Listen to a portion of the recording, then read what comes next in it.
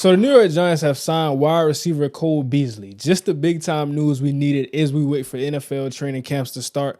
But on a serious note, we look at this move, and I want to talk about Cole Beasley as usual before we get into the team and now the state of the team. And this is a receiver room that I've already talked about it being stacked, because in the video where I talked about the Giants offense, I talked about this receiving core. And while there's not really a true guy that we look at as an elite quote unquote number one receiver, there's a number of guys who can get the job done on the football field. So now adding Cole Beasley to this mix, right now he's 34 years of age. And I want to talk about his stats because he's a guy who's played on a couple teams, started off in Dallas, went there, had some pretty good success with Tony Romo, some other guys who were after him. And now he comes to the Buffalo Bills. This is where he hit his prime.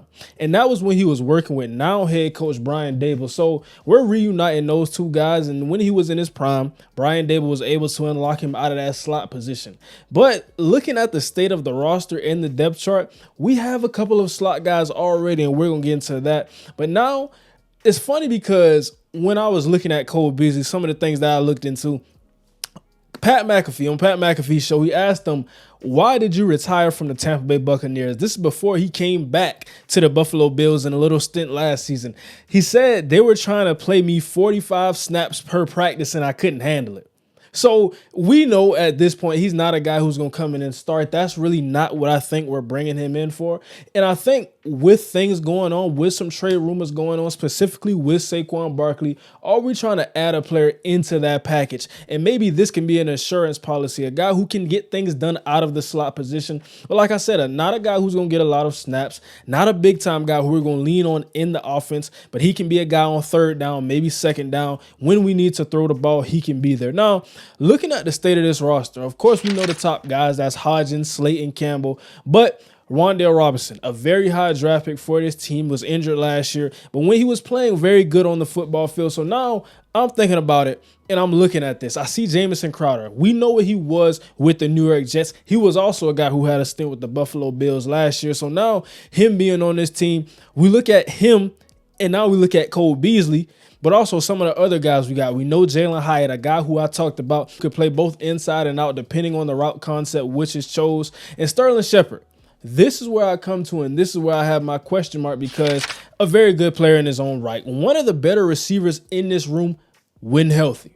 And I think when healthy is the biggest thing with Sterling Shepard, a guy who basically throughout his entire career, after the first couple seasons, hasn't been able to stay on the football field for the New York Giants. So is he a guy who's getting moved on from? And that's something we have to look at with training camp, seeing how these guys all play out in training camp, because we look at how this receiver room is shaping up. Still got David Sills, a guy who can do some things out of West Virginia. Still got Colin Johnson, still got Jeff Smith, still got Bryce Ford Wheaton, a rookie who we're looking for to do some great things. So all of these players, and like I said, with the receiver room, I think we're only going to carry about 6 to 7. So right now, I just named to you about 9 to 10. So now we're looking at who's really the guys that are going to get cut. And just because, Cole Beasley agreed to this contract, there is no guarantee that he makes the final 53-man roster, but just something we have to look at. And when talking about the types of these players, Jamison Crowder, not over 6 feet. We look at the guys in this room, Wan'Dale Robinson on the shorter side, Darius Slayton, the guy who's on the shorter side. So what are they really trying to do with these archetypes in these size profiles? I think that's a question we can have. But Paris Campbell, a guy who we know is going to play outside, but he can also play inside depending on the route concepts. Isaiah Hodgins, I think we know he's the X or Z for this scheme. So looking at that, that's something I want to add in there and to kind of talk about, because with Daniel Jones, and I talked about Mike Kafka and how he worked with the Kansas City Chiefs. And I think this year, contrary to last year, we're going to try to stretch the ball down the football field, something we didn't see a lot of last year. But Daniel Jones, I think a guy who can hit on those throws, who does have the arm strength and the timing and precision to make throws down the football field. So we just got to see it. But right now, adding Cole Beasley, that's not really adding to that. So I want to know what you guys think about this move. Is this a big time move in your eyes? Big deal or no big deal? Just something I want to talk about because it happened. I want to talk about it. But like I said, kind of funny because 45 snaps and he couldn't hold up. So now we're bringing him in. Will he be able to hold up through training camp? Will he be able to hold up through the season? The newest New York Giant, Cole Beasley.